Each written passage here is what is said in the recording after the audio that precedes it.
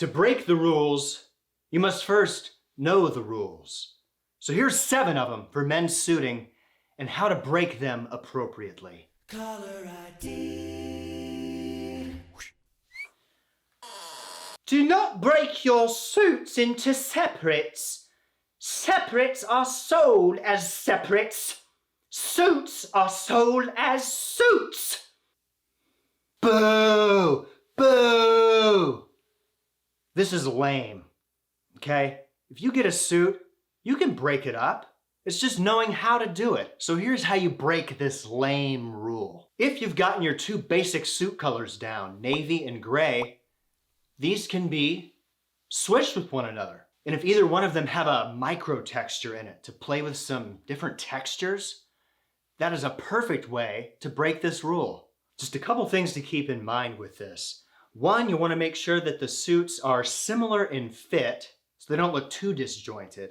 And if there is a really distinct or bold pattern in either suit that you're breaking up, try to make it on the top half, the jacket, and have that pattern not clash with the pants. Also, be careful with the colors you mix. Not everything goes together. If you start with navy and gray, you'll be fine. The color of your belt must match the color of your shoes. Yeah, I would comply with this rule. It keeps the harmony in your outfit. There's a reason you hear all the people say it, black with black, brown with brown, etc., etc., except for when you have a non-traditional shoe, such as this blue mesh derby or this gray suede derby. Now, yeah, you could find matching belts for these shoes, but for one thing, it's really difficult. Good luck. And 2, it might be too much, might not be what you want to draw attention to on your suit and tie attire. So if you have shoes like this, you can break this rule. And the way to do it would be to defer to the midsole. So on this shoe, it's brown, I'd pair it with a brown belt. On this shoe, it's black, I'd pair it with a black belt. And if for some reason it's a weird color and you have a hard time deciding, use your best judgment. But if your shoe is that strange of a color, maybe you should rethink it. The pattern on your tie must not be more noticeable than the pattern on your shirt. Okay, mostly obey this rule. Use a simple eye test. If the combo hurts your eyes, it's a bad combo. This keeps you from creating an eyesore when you go out in public. The loophole here is making sure that your pattern is different enough on your tie from the one on your shirt. For example, I have this medallion shirt, a noticeable pattern, but I usually pair it with a solid or understated pattern in the tie. Or this tie, it's got huge medallions. You might say it'll clash with the ones in the shirt, but they're in a darker hue, so you have to take color into account. It's more noticeable, sure, but they don't clash. So if you must break this rule, make sure there's enough contrast, keep the tie color homogeneous, and keep the rest of your outfit simple. The little end must be decidedly shorter than the big end. The big end is the frontmost part of the tie. It's the thing you see first. So, of course, it's a little longer to conceal the little end. That's just convention. Been doing it for centuries. What can we do about it? Here's your vocab word of the day. It's the Italian origin, sprezzatura. Sprezzatura. And this little style statement, when you do it on a tie, calls for at least a level little end with big end. But take it even further and make the little end slightly longer than the big end. I know for some people this is going to sound like heresy, but it's a valid style, especially if you love that Italian flair. The only thing is, I wouldn't recommend it for more formal events where you do have to spiff up a little more than usual. But feel free to try it for more laid-back events. You must show between 1/4 and 1/2 inch of shirt cuff underneath.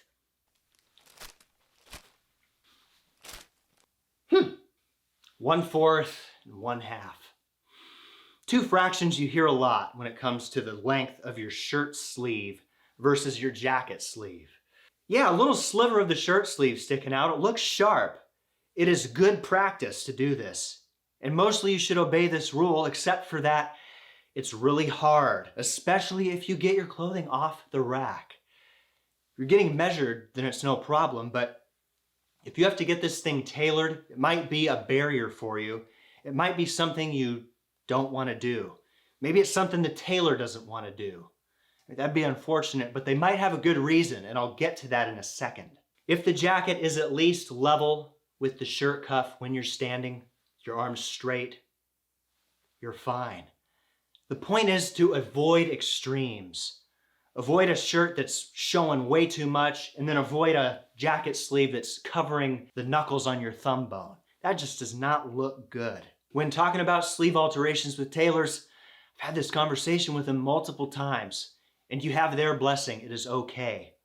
It's something that could be expensive to do in alterations that you might not be prepared to spend the money on.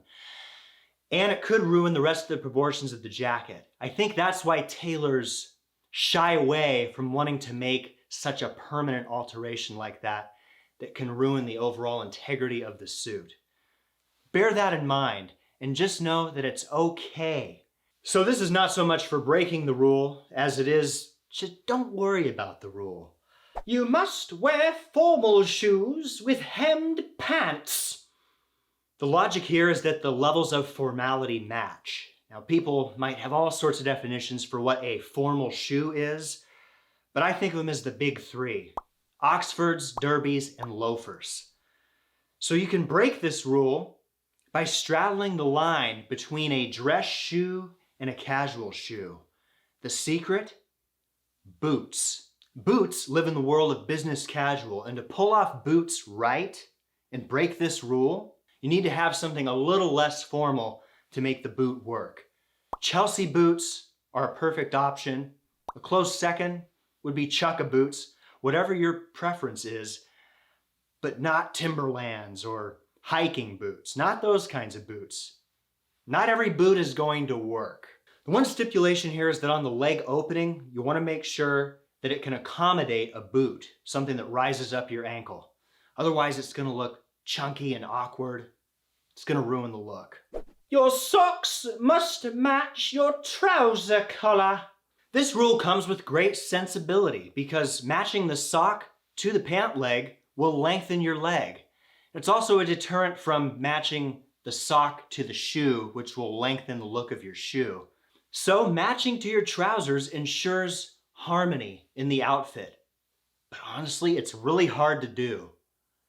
There's all different shades of navies and grays and beiges, and getting a one-to-one match is not realistic. So here's how you break it. There's different levels that you can break this. You could go darker than your pant leg if you can't find a match, or go with another color completely. You could go with something dark and neutral, something that's the same color value as the pants, so as not to draw attention to the sock. Or if you want to draw attention to the sock, then go bonkers. Reach for a pattern, argyle, stripe, or something crazy socks. If that's your thing, try it. The one thing about crazy socks is there has to be some logic to what you choose there. Maybe you tie it into the color, a bright color in your tie or in the pocket square, so that it's not completely out of left field. Socks are the beef Wellington of menswear. They're extremely easy to screw up. Watch this video next to avoid the pitfalls of socks with suits. Did someone say beef Wellington? Yeah.